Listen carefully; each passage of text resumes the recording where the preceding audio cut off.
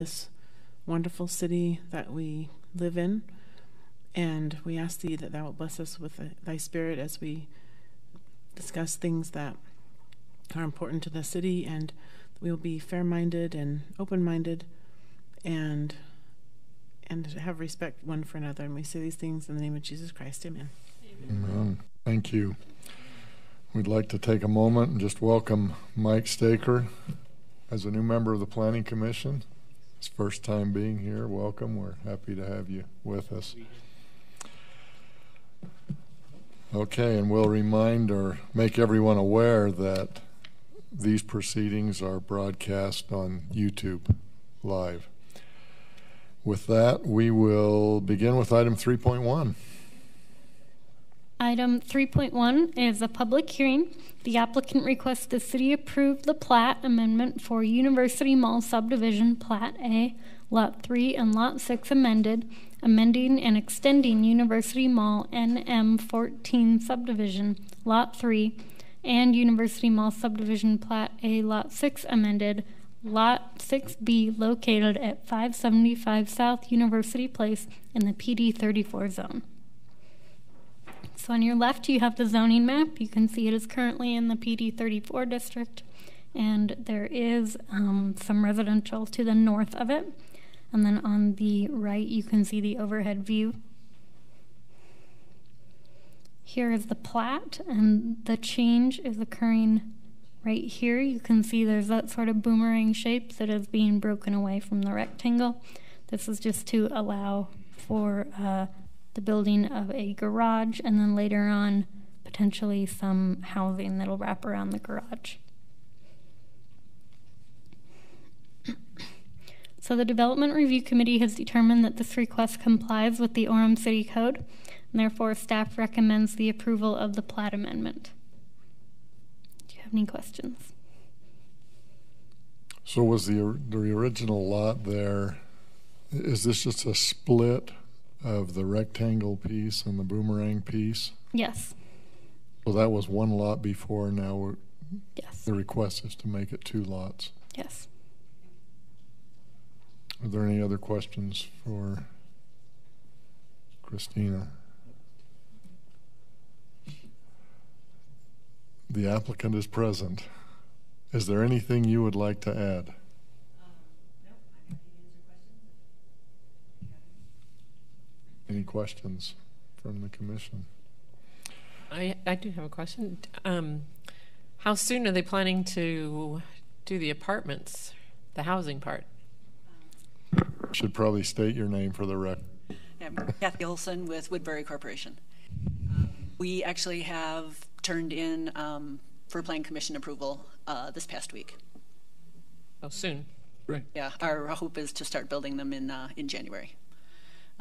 That one would be kind of a tight time frame one because again we would want to get the housing built before Thanksgiving of next year, or at least enclosed before Thanksgiving of next year, so the site would be clean.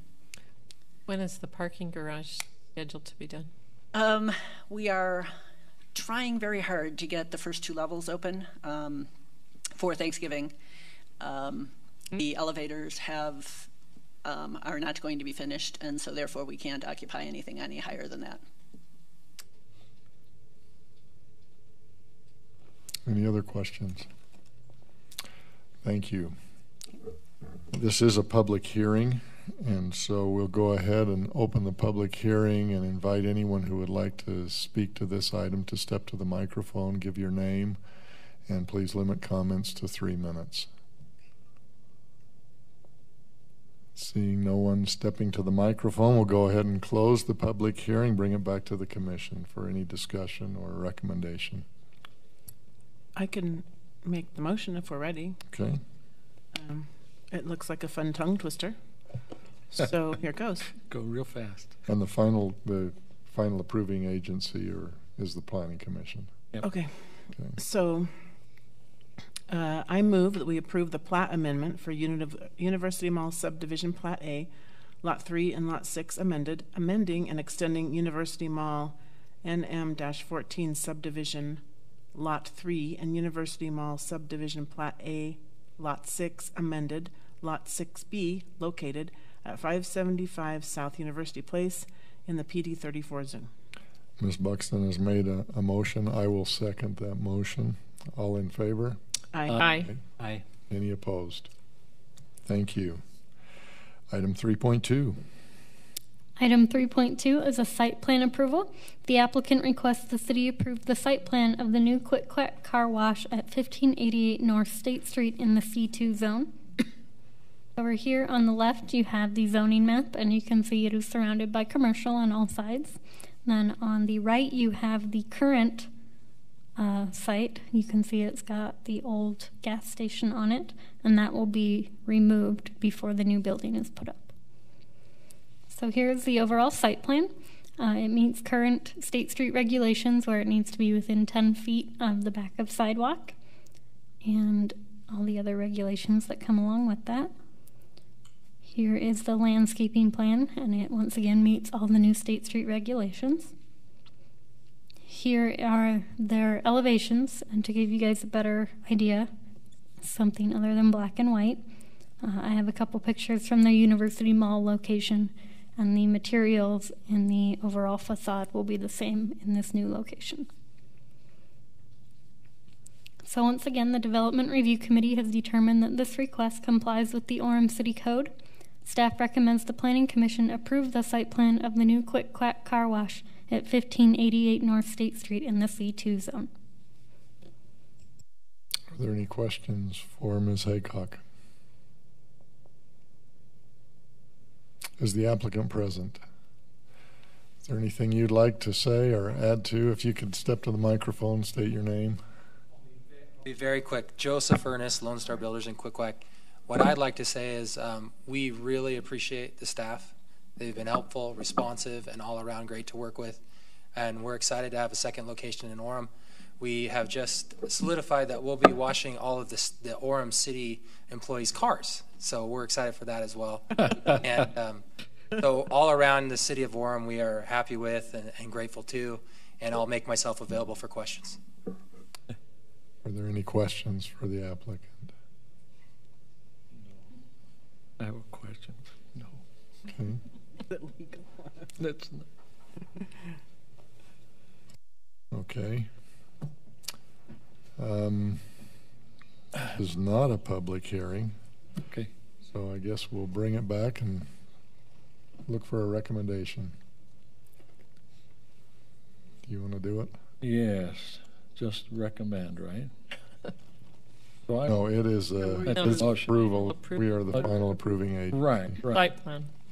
And I move that we accept, that we approve the site plan of the new Quick Quack Car Wash at 1588 North State Street in the C2 zone. Mr. Cochran has made a motion. Is there a second? I'll second. Oh, Go ahead. I'll second that. Ms. Buxton seconds. All in favor? Aye. Aye. Any opposed? Thank you.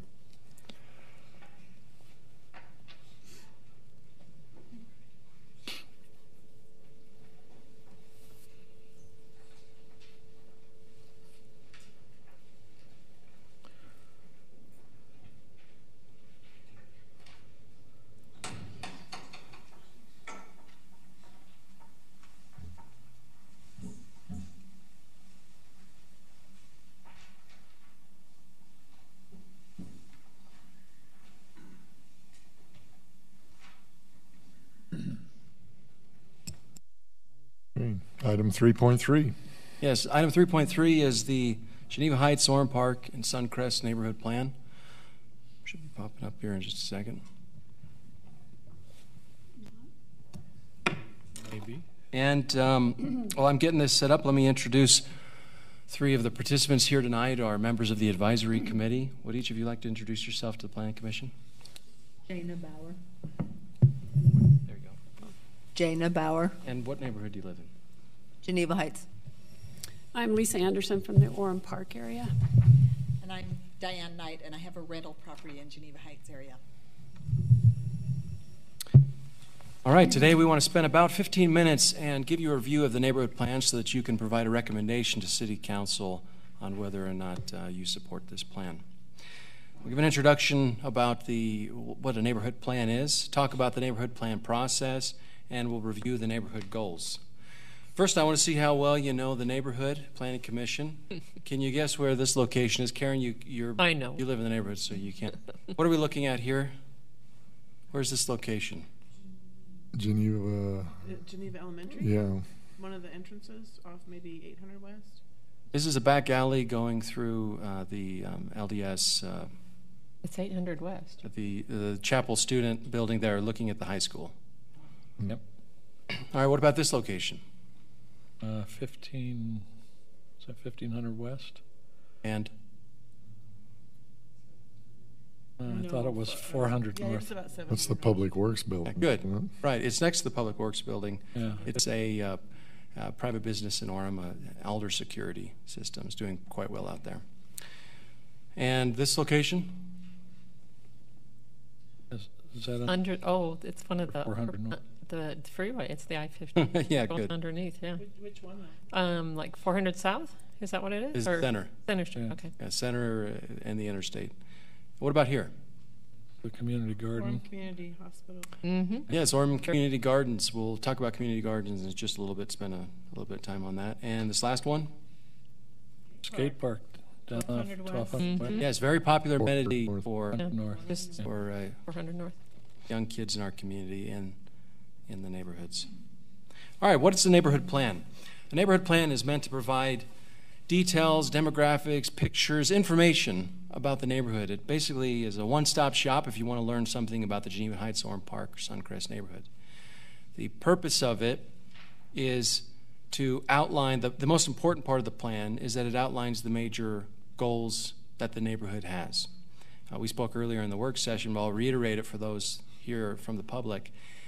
When you are tasked to make a decision as a planning commission, or the city council is tasked to make a decision as the city council, they get people that come here and want to voice their opinion. And it's difficult sometimes to measure if the people that are here and sharing their opinion, do they speak for the entire neighborhood? Is that a representative sample of the neighborhood that's being impacted by the development decision?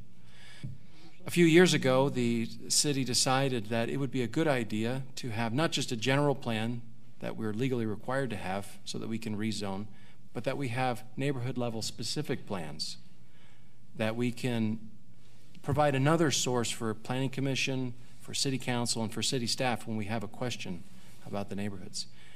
Before I move on, Kathy, can you introduce yourself as well? And what neighborhood you're from? You're on YouTube. Kathy, like you said, Kathy Ambrose. I'm in the Orem Park neighborhood. I'll say it was a pleasure to, one of the duties I have as a long-range planner, this is one of the things I do is work on these neighborhood plans, and it is something I love to do. We have neighborhood meetings as part of this process where we went and we used to a few years ago have the meetings here, actually in this room. We get a couple dozen people come, so we decided, you know what, we want to meet more people than that. So I do a thing calling around in the neighborhood, talking to the principals and vice principals of different elementary schools usually, and getting them to allow us to host the meetings there. And we've had, for the first meeting that we had, which is NM1, that's the neighborhood meeting 1 for this plan, we had over 150 people show up from the neighborhood. And it was a great opportunity to see a lot of people. And at that meeting, we asked for volunteers. We said, anybody that's here that would like to be a part of the advisory committee, a smaller group of people that can guide us in these green meetings, 1, 2, 3 through 9, please sign up and participate. And these ladies here are 4 of those volunteers. We had a couple dozen, and we had about a dozen that showed up regularly. And it's a great pleasure to work with these people in the neighborhood to find out what they need and want from their community. What the neighborhood plan isn't, it's not a plan that's going to solve all the problems in the neighborhood. And it's not written in stone. It'll be updated every 5 years. But the neighborhood plan is something that gives more information, outlines the major goals, and helps city leaders make better decisions. This is the order that we've been completing the neighborhood plan in. We started with the Canyon View Orchard and Cascade Cascade neighborhood, and then you can see we're winding up and down and then going south. Right now we're at number 5, Geneva Heights, Suncrest, Orem Park.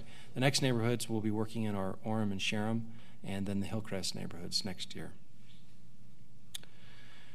These are the meetings that we've had so far. The only meeting that we haven't had, well, we're currently at the Planning Commission meeting, and we'll have a City Council meeting next month to present this.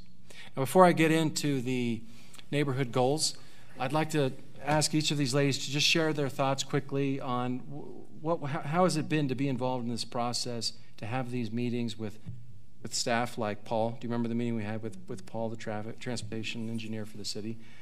Do a couple of you want to share your thoughts on this process of having a neighborhood plan? Is it helpful? Did you learn anything? Anybody want to speak to that? I missed like half the meetings, so some of this will be a revelation to me. But the meetings that I did go to were very informative. I was at the one where Officer Savage talked to us about safety issues, and there were several that we had speakers come, and it really was an eye-opener to things that you just don't know. It was good. So yeah, just to back her up, it was very informative to talk to people at the city, because you look at a problem one way, and then when you get more information, you're like, okay, the problem looks totally different. And so we did put a lot of effort into making this plan and hoping that it represents our neighborhoods and what we hope. My only concern is that the city will take it seriously, and if they have questions, they'll come and ask us. I would be happy to regroup again if they have more questions. Just hand that over. Here, Debbie. I'm strong. Okay. I really enjoyed the meetings. I liked how we started to feel connected, not just as neighbors, but as citizens with the city and the city's goals and our needs. And I'm really glad this is happening, and I'm hoping that some of our goals will be addressed. I'm good. She's good. Bring that for us, so that's good. I'm going to go through maybe not all the goals in the interest of time, because you each have a copy that you've been able to look at. You've had the original goals that was in the original document that I sent. Now you have a full document to look at. The document's also online. We're going to give the advisory committee an opportunity to read through it in depth and provide some feedback before it goes to council. So there might be a few word changes that will change. But the goals are set in place. That's the most important part. So I'll read through some of these important ones. The first is the neighborhood. And you should know that for each of these, we for the last neighborhood meeting, we sent out 5,000 notices to 5,000 households in the neighborhood. That's about 15,000 residents in these three neighborhoods. And out of that, we had 120 who responded to a link where they could spend a few minutes and complete a survey and provide some feedback on the goals and the vision that were selected by the advisory committee. I'll note that every one of these had over 50% of agree or somewhat agree, and that the disagree on many of these was only a small percentage of those that responded. So I think the advisory committee did a great job of nailing down what the neighborhood is feeling. So the vision of the neighborhood was, we are neighborhoods that value community and diversity, and we have a strong desire to promote safety, health, and education for all our neighbors. There's a typo there. I've made that typo like three times now, but it's right in the plan. Does anyone want to speak to the fact that you included diversity on that? Because I know a couple people came up to me and said, why diversity? But that was something that y'all felt strongly about, that you appreciate the diversity in your community. Does one of you want to speak to that? I think the biggest thing is that change is inevitable, and we're seeing the change in diversity in our community. You know, when I first came to Orem in 1984, it was pretty homogenous, and now we're seeing more people from foreign countries. In my neighborhood, we have somebody from Mongolia, Mexico, Bolivia, India. We're all over the map. And we need to recognize that, and that their goals and their hopes for the future are different from ours. Not necessarily bad, but they're different from ours, and we need to be inclusive of that. So, thank you. I'll select just two areas that we're going to discuss tonight of those goals. I think the two are the most important, and that would be, do you all agree with me that we'll talk about the land use goals and we'll talk about the transportation goals? Does that feel good? Or do we want to do land use and neighborhood preservation? I think transportation's a big one? Okay, let's start with Paul agrees. He's shaking his head, yes. Okay, I'm going to read through these, and then I'll show you what the feedback from the neighborhood is, and then I'll let our advisory committee speak to any of these in particular.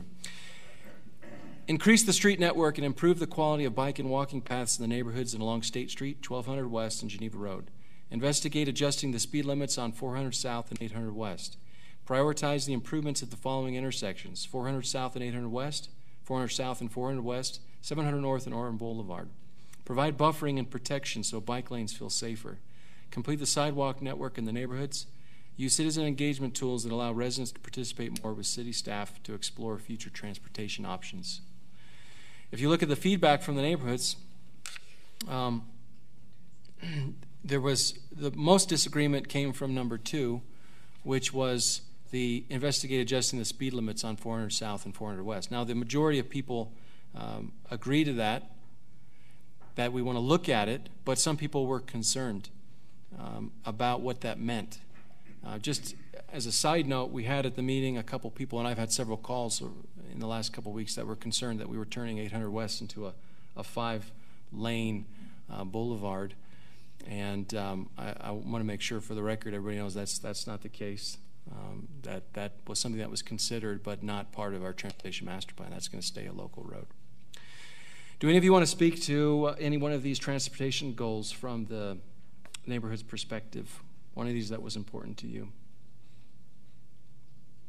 I don't think so much a particular intersection or a road was a concern, but I was interested in that we do studies and we do data about these intersections and about these roads instead of basing our decisions on hearsay. Like, I live on this intersection and it's really busy. You can't really make a good decision on that. But if you tell me 1,000 cars go through 4th South and 4th West every day, that makes it a better decision. And Paul was really good about bringing that data and showing and explaining and being there to answer questions. And that's certainly, Paul, do you want to speak to that philosophy that we have here of using data to make decisions for transportation decisions? Yeah, we updated our transportation master plan in 2015, and we did we gathered a lot of data around the city to find out where the needs were, instead of just going off of, I think, like one of you said, just going off of maybe where hearsay about where problems are.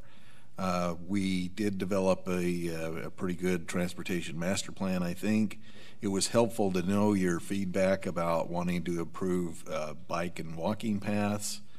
You may have noticed that we have added some bike lanes in your area, and I think we were kind of on the fence about that, because of some of the positive feedback from the neighborhood, we did go forward with providing some additional bike lanes on 4th West and on 4th South. We will investigate adjusting the speed limits on 400 South and 400 South and 800 West. I don't think we're in too much of a hurry to do that. I mean, we already have raised the speed limit. I don't know if you're familiar with 400 South, a little bit further, west of 1200 West. We did recently raise the speed limit there from 25 to 30, and by Vineyard Elementary School, of course, which is outside of your boundary, but we put in a 20-mile-an-hour school speed limit. But yeah, this kind of feedback from the neighborhood, I think, is very important. It was helpful that somebody pointed out, said, hey, take a look at the intersection of 400 South and 800 West. We found some accident patterns there. And so I think that intersection is a little higher on our priority list of trying to find some solutions. Yeah, I think these are all good transportation goals that you developed. Thank you, Paul. Kathy, yes, you wanted to... Yeah, I did. I live right off 400 West, and you just put the bicycle lanes there. And what I've noticed is now that we don't have a turning lane, the bicycle lane is now the outer passing lane. So I don't know. I appreciate the biking lanes, and I appreciate encouraging cycling. We have air quality issues, so I think that's the right target, but as the goal says, we'd like them to feel more secure. Yes, I know it's a long time coming, but that's really important to me and my family. Thank you. I have a question. Oh, yes. So now that we have massive population across Geneva Road, do we need to do more studies to see how many of those people obviously have to come through Orem since they can't go the other direction? Some of the, remind me where the boundaries are again on this. Does it go to Geneva Road? Okay, yeah, it does. Yes, some of the studies that we've done in our transportation master plan in coordinating with UDOT, we do have a master plan to widen Geneva Road sometime in the future and go from 4 lanes to 6 lanes. So it's basically, add a traffic lane in each direction. We also have an access management plan that we recently adopted with both UDOT and with the town of Vineyard about how accesses and development can use those accesses along Geneva Road. So yeah, and then there are some intersection improvements that we also need to do. One of the things we do have also right now is we do have some federal funding to widen Center Street from I-15 to Geneva Road. That project's on hold right now because of the railroad tracks that are down there. Vineyard and UDOT and the railroad company have an agreement to relocate those tracks further to the west and into the Vineyard community, and we'll finish that project once those tracks are relocated.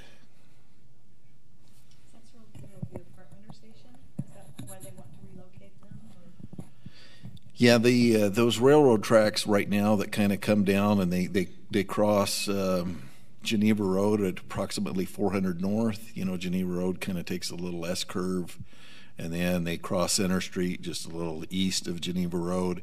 Those railroad tracks are identified by UTA as a potential future light rail line to come into Utah County, and because of the way they cross Geneva Road near 800 North, and just anyway, long story short, there's been an agreement between UDOT and Vineyard and the railroad to relocate those tracks further into Vineyard. One of the things they're doing is, the campus, UVU has bought a lot of property in the Vineyard area, and the railroad tracks is proposed to go around the campus property. Of course, now I'm chasing a squirrel and getting outside of your boundaries, but yeah, if you want to talk to me about any of the things kind of in that area without chasing a squirrel and going outside of the neighborhood boundaries, that's just some of the things that's going to happen with that railroad corridor. Thank you, Paul. And I just want to reiterate that at 800 West, and maybe you can speak to that just quickly, that there is going to be no expansion there, but we did get a lot of calls with people that were concerned because there was a candidate that was going around and sharing half-truths about the city attempting to buy a plan, and that the only way to stop that was to vote for them. One of my favorite city council members from Salt Lake City, Harold B. Lee, said that half-truths are full lies, and so I think it's important that we get the right information out there. I have a question. Yeah. No, it's not a question. It's a comment. And it's a little bit of a squirrel chase, but not too bad.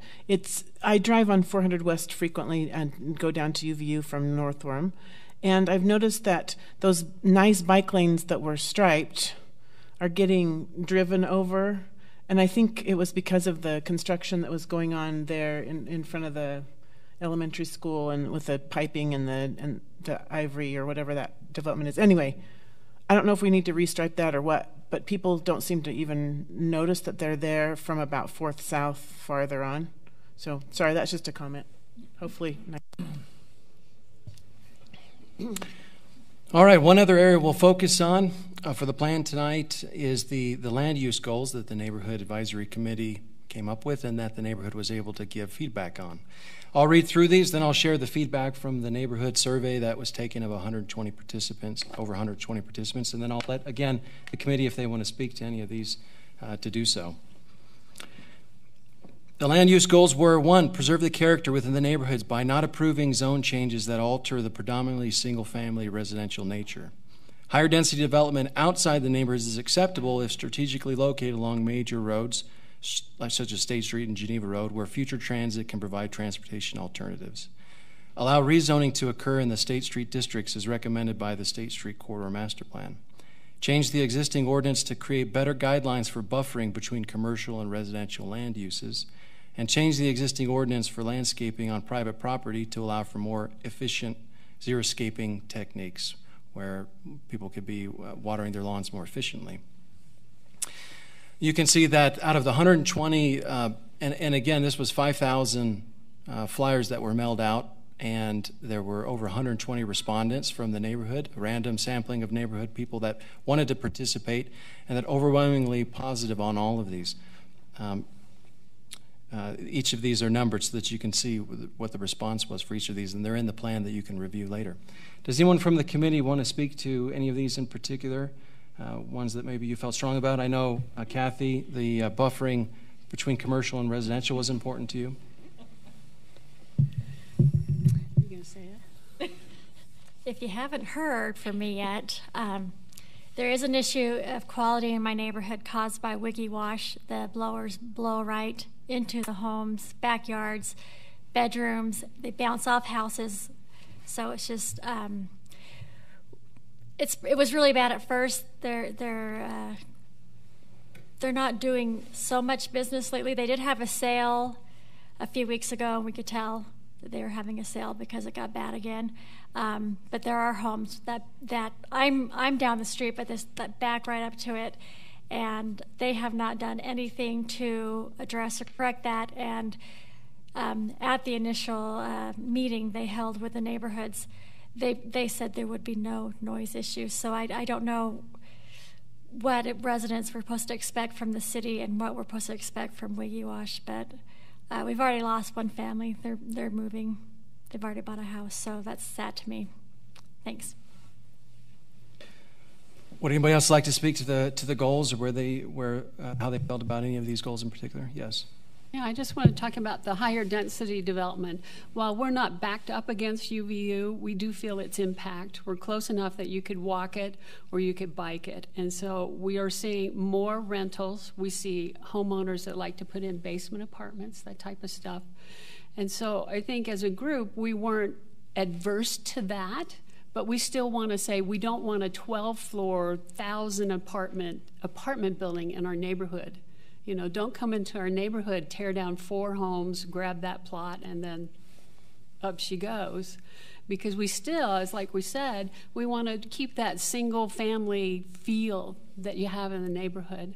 And the big challenge is when you start stuffing more people in there is the traffic.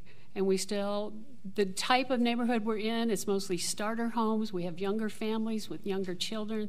There's concern for safety if they're walking or biking to school. We're right by Orem Elementary, Mountain View High School. And so we need to emphasize that.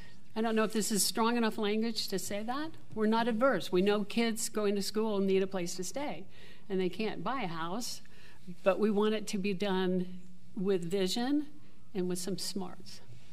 Yes, thank you. One of the conversations we had as an advisory committee was talking about what would happen if like those who are trying to scare Orem residents about how growth is destroying the character of Orem, if what we did was decide not to grow anymore, what would that look like? There are people that live in more affluent parts of Orem that are immune from what would happen. These neighborhoods know what happens if you stop growing. If you stop building for the housing that's coming, it means that homes in your neighborhood turn into rentals because investors can pay more than first-time home buyers or people that can afford it. And instead, that's where the housing demand goes. Housing demand doesn't disappear. If we don't build for the growth that's coming, it doesn't go away. And it doesn't go into the rich neighborhoods where people might have $300,000, $400,000, or $500,000 homes, where it goes into these older single-family neighborhoods where investors buy up these single-family homes and start renting them out. And so that's the challenge, because when I first moved into my neighborhood in 1991, it was all single-family homes owned by the people who lived in them. And now I'm surrounded by 1, 2, 3, 4 rentals, and the struggle is these properties are not maintained. they're full of trash. The yards are not maintained, and so. Am I making sense here? We're stuck. We need to provide housing for people, but yet we're swinging towards a rental environment, and we need to, and I think we've stated this elsewhere, to set up some kind of rental landlord program that says it's your property, you own it, you're responsible for inspecting it on a regular basis and making sure the tenants there take care of it and keep our neighborhoods nice. Yeah, we'll quickly go through the neighborhood preservation goals because I think we touched on those already. But does anyone else want to speak to that as somebody who lives in Orem? Are you opposed to any more growth in Orem, or do you think if it's done responsibly that It needs to be smart and with vision? I'd like to see more. It's okay. I think I can be loud enough. I'd like to see more low-income housing. I mean, I live in a fairly well-to-do. I live in Northeast Orem. I live in a fairly well-to-do neighborhood. The homes range from $275,000 to $1 million, $2 million. So, but we need more low-income housing. I have a daughter who lives in Pennsylvania who can't move back here because she can't afford to buy a house. She can't even hardly afford to rent an apartment because rentals are so expensive. So we need to find a way to deal with those who are lower income also, instead of pushing them out, because that's part of our diversity, is bringing in those who want the opportunity to live in Orem but can't afford it. Yes, and before I move on, just reiterate one more thing. When we had that first meeting, if you remember, I had, out of the 150 plus people that showed up for our first public meeting, I asked, raise your hand if you think growth in Orem is one of your major concerns. Or most everybody raised their hand. And then I asked, how many of you had more than 2 kids? Most everybody raised their hand. So I said, okay, look around, everybody. This is who's causing the problem. And if we love big families, we also need to make room for those children when they grow up and their grandchildren. So the last area we'll touch on is the neighborhood preservation, neighborhood policing goals. I'll read through these, share the feedback, and then we can speak briefly, and then we'll turn it over to the commission. Consider a rental license program to better manage absentee landlords in single-family residential neighborhoods. Improve the ability of residents to submit a concern and receive feedback from police officers. Increase the number of police officers and/or NPU staff to provide a greater police presence in the community. Enforce city restrictions on abandoned vehicles, junk-filled yards, and illegal over-occupied rentals. Encourage volunteer service days for neighborhood beautification for those neighbors who are struggling. Again, the support from the 120 plus residents who responded to the survey was overwhelmingly positive for all of these. And especially in these neighborhoods, it's a big concern, as was said, when a lot of these homes become rental homes because there's such a demand for housing, because we haven't built the amount of housing we need. That means that a lot of times, it's not that renters are bad. There's nothing bad about renters, and I think we need to reiterate that. Renters aren't bad people. They just don't have as much an incentive to take care of their home as somebody who owns it, because they don't own the home. And so the financial incentive is not always there for them to do that. And so we need to do a better job managing what we do as a city, and we can borrow from the cities around us that are doing more for this. Do any of you want to speak to these neighborhood preservation goals that the neighborhood set? One thing we found out was interesting is that the number of personnel that we have here in Orem that chase down the zoning violations is a lot less than they have in Provo. So Provo's got more people on the problem, and they're actually pushing people into Orem. And I think that degrades our community. And I think we were unusual in our group and where we said we would support a small tax raise if it meant getting more people on this problem and enforcing the neighborhood preservation stuff. Yes, I was kind of shocked to hear that, honestly, but we're like, raise taxes. Yeah. Do it. This idea that we have that residents are so opposed to any kind of increase, that they're opposed to growth, they're opposed to any taxes, that's just not true. If you talk with people, if you get the bulk of people, not the angry, loud voices that are telling half-truths, but if you get the everyday resident that lives in Orem and you ask them what they're concerned with, what they expect to see, what they want to see in their community, they'll tell you what these neighborhood residents have told you. I think this is a very representative sample of the neighborhood. And they love their city. One more. I really am interested in the rental license program, being a landlord. I'm a good landlord. Ask the people who rent from me. They liked I have one duplex in Orem. My 2 renters, one has lived there 10 years, the other one has lived there 7 years. I'm a good landlord. I keep care of the property, and they take care of the property. I would love the idea of a rental license program. I also have 1 rental in West Valley, my former home, and I have to have a license to have that rental. It's not huge. I don't pay a regular license fee, a $90 fee. If I go to a rental, a Better Landlord program, I pay $25 a year. I think it's worth it to have that program to make landlords accountable for the way their properties look and are cared for. Thank you. And thank you very much for the time that you've dedicated over the last several months. These ladies, along with the other advisory committee members, have put in, I would say, at least 20 plus hours of their own time, meeting in the evening on multiple occasions to come together to share their concerns, to learn more about the process. And I thank you for it. And all without the bowl of ice cream. No, but it was good ice cream. Yes, the Senior Friendship Bus Tour was the highlight of. Oh yes, and one last thing we did do. I'm writing an article for a planning publication where the title is "Every City Planner Should Have a Commercial Driver's License," and it's going to be about this experience that we had. I borrowed the senior bus, which has a lot of pictures of old people on it. I'm glad y'all didn't mind being toted around in that. But we stopped at multiple locations in the neighborhood. Christian, another long-range planner, accompanied me. We got out at each stop, and we went to their neighborhood. We didn't just talk in here. We went out to their neighborhood, saw what they're seeing, talked about their concerns as we're in their neighborhood. And I thought it went really well, and we're going to do it again in the future.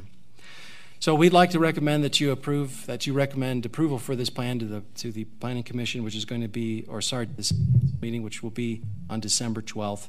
If anybody is interested in looking at the draft of this plan, go to orem.org/planning. You'll see a button for neighborhood plans. You can click on that. You'll find a download link for the draft of the plan, which you can go through. We're still expecting the planning, the committee to provide us some edits. You're welcome to provide us some of your thoughts after you read through it, and we'll send that draft on to the City Council for December 12th. Thank you all very much. I have a question about the rental license program. Does that money go to fund additional enforcement? Is that? I don't know, but I would be glad to find out. Mine's in West Valley. There are more than I think Ogden has one. So I'm not sure where those funds go, but I would be glad to do some research and find out. It's an interesting concept. Mm-hmm. I can tell you with like all city fees, we can't make money on those city fees. So like with Provo, the rental license fee, it just pays for the program to administer it. I'm a neighborhood chair in Provo and have been part of implementing this program. So $20 for one or multiple applications. It's just 20, period. Mm-hmm.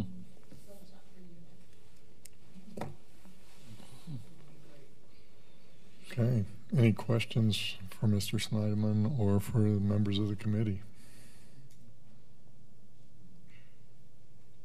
I don't have a question, but it's, since I'm new here and to see this process, it's encouraging to me to see the city being proactive, and I thank you, Kirby, for your work on that, and also the members of the community that are helping to direct that. So thank you.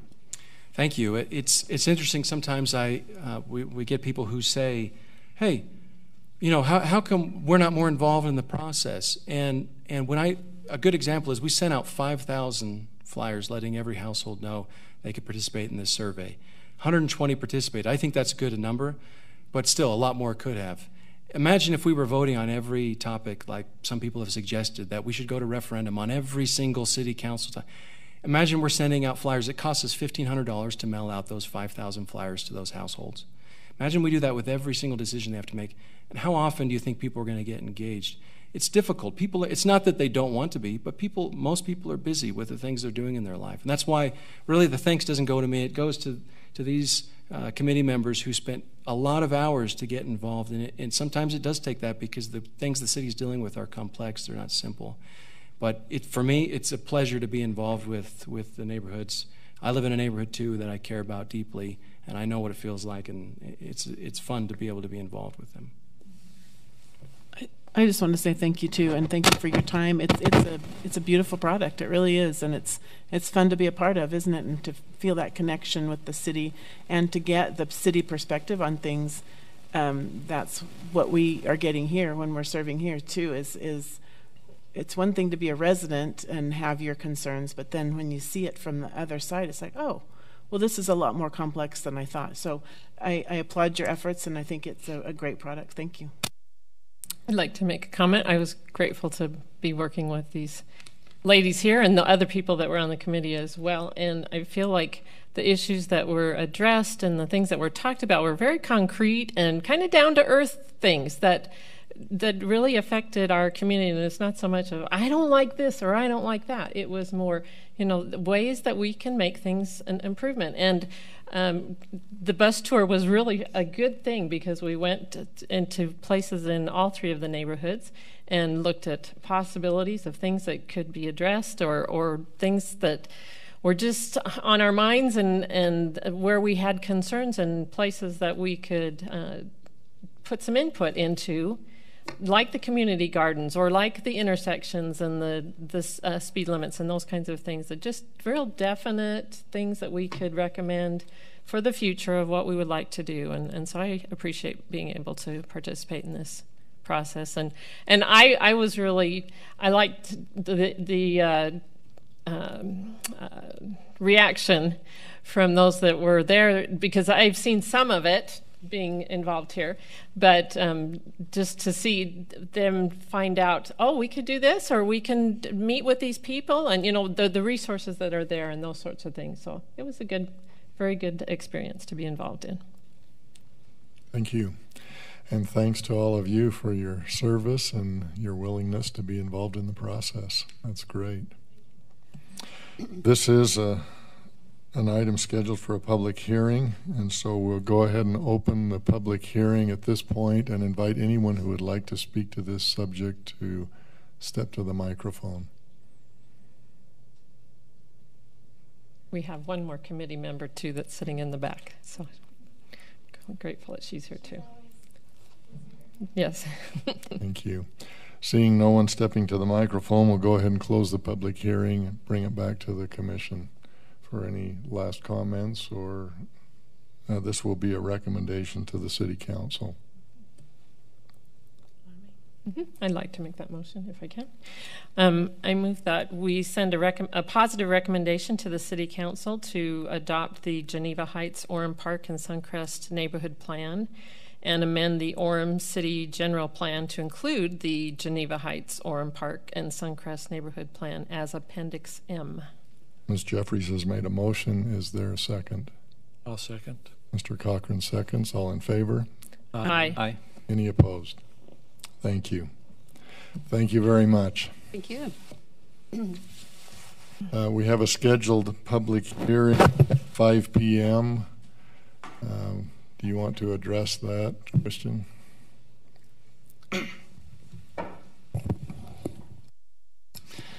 Yes, so the scheduled public hearing at 5 p.m. was for an item that is being continued to a date uncertain. It has been requested by the mayor and city council that we hold yet one more public meeting where we exclusively invite business owners to attend. This has been done multiple times for this item, and we've sent out over 3,000 mailers. However, it's been requested that we hold yet one more meeting to refresh in the minds of those in attendance of what the city center district may impact. So we're going to be doing that, and we will follow up with you and make sure you're up to speed on when that will come before you again. So that's all we have. So if you want to make a motion for that, yeah, do that and go to the other item. I was going to do that.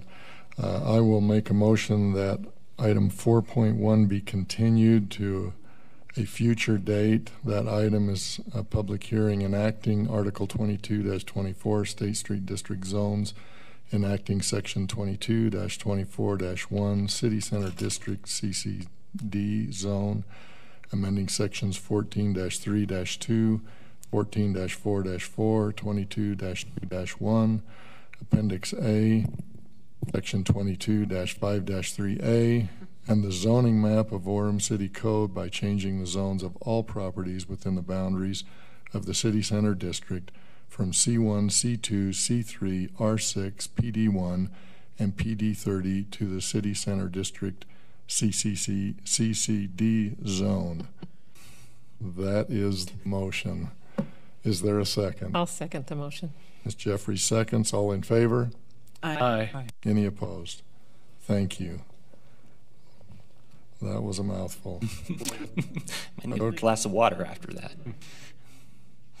Yes. Okay, let's go to item 3.4 now. Okay, item 3.4 is a proposed zoning text amendment. It's a public hearing. It's proposed to amend Appendix A of the Orem City Code pertaining to SLU 4850, solid waste disposal, and 5193, scrap and waste materials, and changing them from permitted to non-permitted uses in all zones. Currently, those two SLUs are only permitted in the M1 and M2 zones. This item proposes that those two SLU codes are changed from permitted to no longer permitted. The reasoning being, as the city, we have an obligation to consider the health, safety, and welfare of the entire community. We've received numerous complaints that some businesses with these SLU codes have presented what would be constituted as a nuisance claim in the past. Now, we haven't prosecuted any nuisance claims as of yet.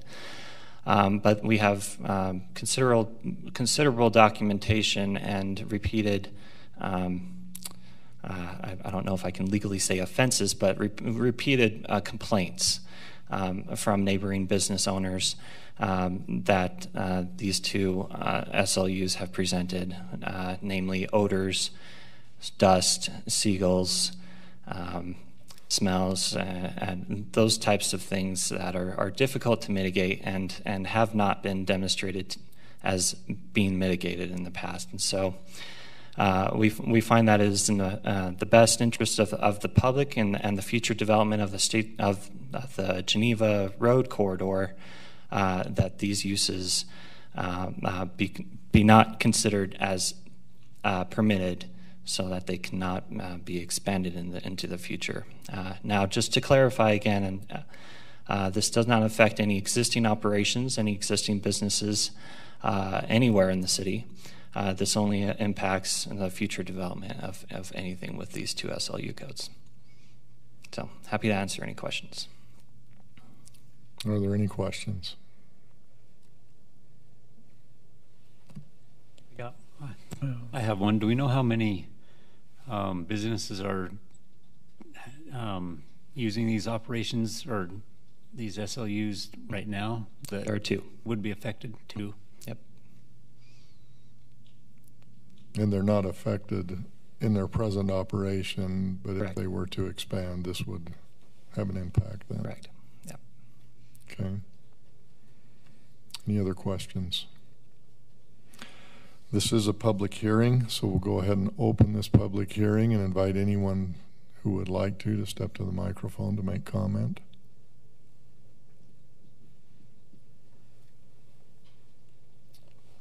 Please state your name again. Jana Bauer. So I'm just curious, what are you going to do about the ones that are causing the problem right now? If this only affects in the future, then the problem is going to be solved how? Just wondering.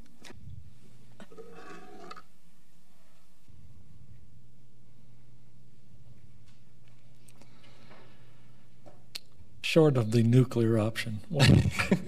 Well, let's go ahead and finish the public hearing, and then we'll address that question. Seeing no one else stepping to the microphone, we'll go ahead and close the public hearing, and now we'll invite you to make a comment. Great question. So, as of right now, this does not solve the immediate problem. What we're doing as long-range planners, we're anticipating the future development, and And so, yes, we're tied. We've got to consider everyone's voice and the rights of current business owners. And it's been a hot topic recently that Orem is not business friendly, and I just want to say on the record that's not true. We're not trying to kick anyone out of town. We're not. That's definitely not the intent here. We're in the business of planning and trying to see the potential of areas. The immediate impact, though, is still there. However, there are other issues. The state has requirements with the Department of Environmental Quality, and they have standards that must be met as well for waste transfer stations. And so if an operation does not meet those state standards, then they could be shut down immediately.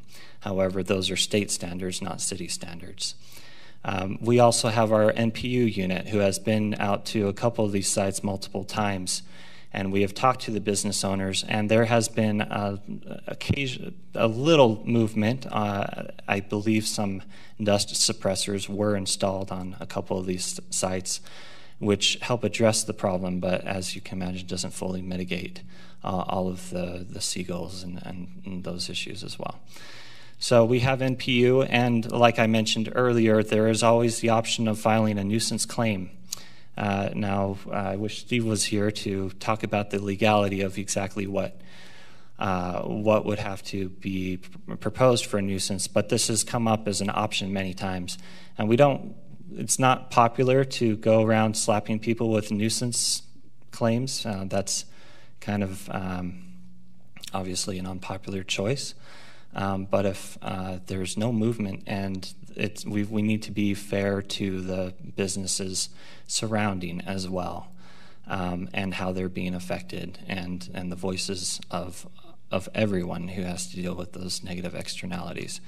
So we've done our best to document, and I have in this slideshow I have many pictures of kind of the impacts that some of these waste transfer stations provide on, and these have been complaints that the planning department has been hearing for over 2 years now. And so we need to be fair to those filing those complaints and following up with them, and this is the city's response. It is in the best interest of certainly our health and welfare and safety to eliminate those uses from continuing in the future. So hopefully we'll see, some positive more movement forward soon. Thank you. Any other comments or questions? Okay, in that case, we'll entertain a motion on this item. I will make a motion that we forward a positive recommendation for amending to the City Council, that is, for amending Appendix A of the Orem City Code pertaining to SLU 4850 solid waste disposal and 5193 scrap and waste materials, and changing them from permitted to not permitted uses in all zones. Ms. Buxton has made a motion. Is there a second? I'll second that. Mr. Cochran seconds. All in favor? Aye. Aye. Any opposed? Thank you. Okay, let's go to minutes from I believe it was the November 1st meeting. Were there any comments? I'm trying to get to the very end, right. Under the Planning Committee action, it says Mr. Moulton, and then it says Mr. Cochran, so I wasn't sure if that was correct or... I'm always... You know? Let me take a look. Because it mentions Mr. Moulton to begin with, and then... This is at the end? Yeah, let's see, page... Well, it's page 3 of the minutes, lines 23.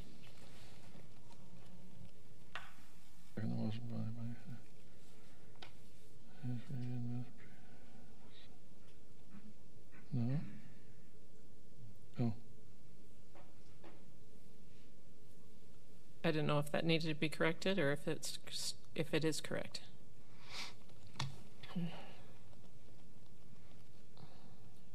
Is that? Oh, Could Mr. move Yeah, and second. and Yeah, that's what I'm Right. thinking. So it's probably Mr. Moulton there on line 23. Remember what you did? I think I made the motion. I'm fairly certain on that one on Lexington Towns. Okay, so the second one would be Mr. Moulton seconded the motion. I don't know. Yeah.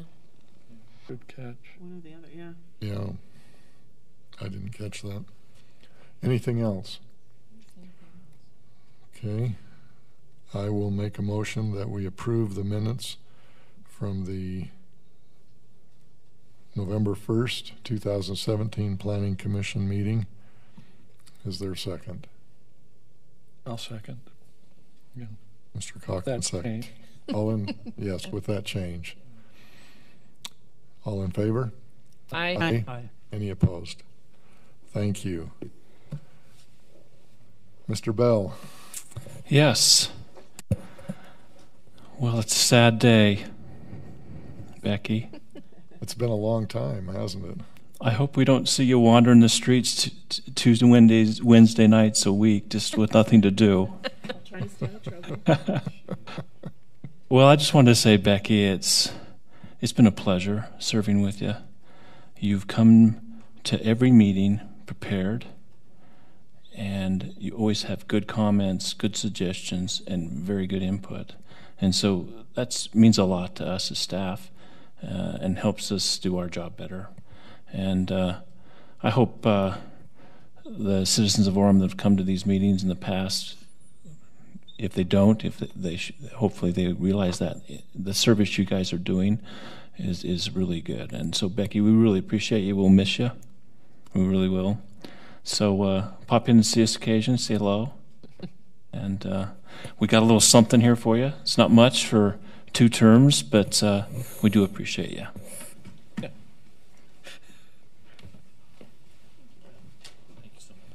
And I will second that. I do have a small speech. Oh, great. It's not really a speech. I don't know if we've ever had a speech. It's just, I'm going to miss this. I'm not going to let myself cry. But it's just been fun, and it's been such a growth experience for me personally. And I've thought about it just early on in my tenure. I thought I have never worked with a finer group of people. The other commission members, I've seen many come and go at this point. It's been 7 years. But, and the staff, those who are still here and those who have moved on, shall we say. And I just honestly have never worked with a finer group of people, and I have loved every minute of it. So thank you for the opportunity. I didn't cry officially. My voice broke. I didn't There cry. you go. Well, thank you very much for your service. It has been a privilege and a blessing for all of us as well to associate with you. Thank you very much. With that, we'll go ahead and entertain a motion to I'll make a motion that we adjourn the meeting. adjourn the meeting. Thank you. I will second that. Okay. Unless you wanted to second it. Oh, I'll second that. Okay. All in favor? Aye. aye. Any opposed? Thank you very much. Thanks to all of you for attending and participating with us today.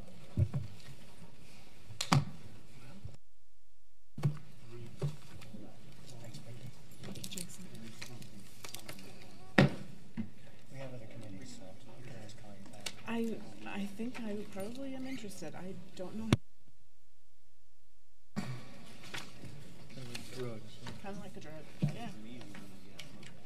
Well, the best part's just been knowing what's going on all the time. I'm gonna really notice that.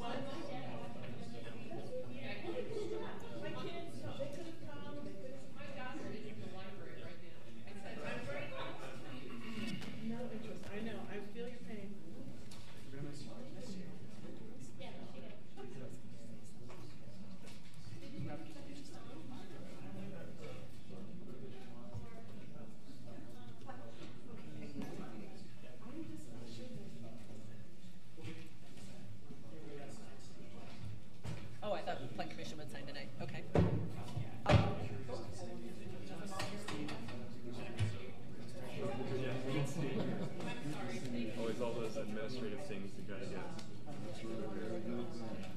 Thank you guys for what you do. And since I'm not assigned to the, this year I haven't been to as many meetings, but I appreciate it. And Mike,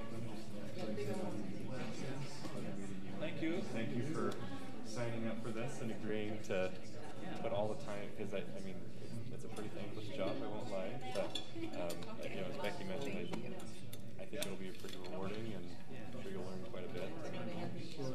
You guys are kind of our first line of defense. Well, second, I guess the staff is the first line of defense. You guys are the second line, but thank you and welcome back.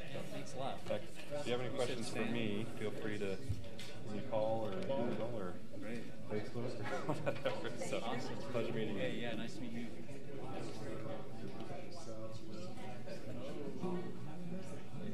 Want me to? Is that your first meeting? With me to my office? Or Interesting. What are you up to now?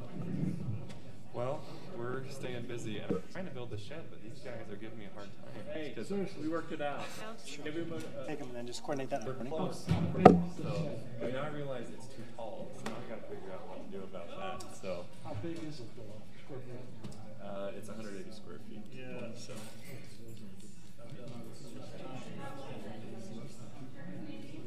Problem is we're doing it in our side yard, and I've already done all the leveling and like shoveled all the rocks, and so I thought I had done my homework, but I missed a couple of things. So anyway, we'll figure it out. So did you decide on the height? Is it too big? So I 32 feet. I just have to ask from like a philosophical standpoint, why is there a different standard for the rear yard versus the side yard? Because it's going to be rear to rear. On the side yard, your houses are closer. You can have up to 8 feet. So rear yard is 20 feet. So the back of the house is also going to be shed in the back. It's going to be a lot farther away from the home. I guess side yard is going to be typically could be 8 feet. My concern with that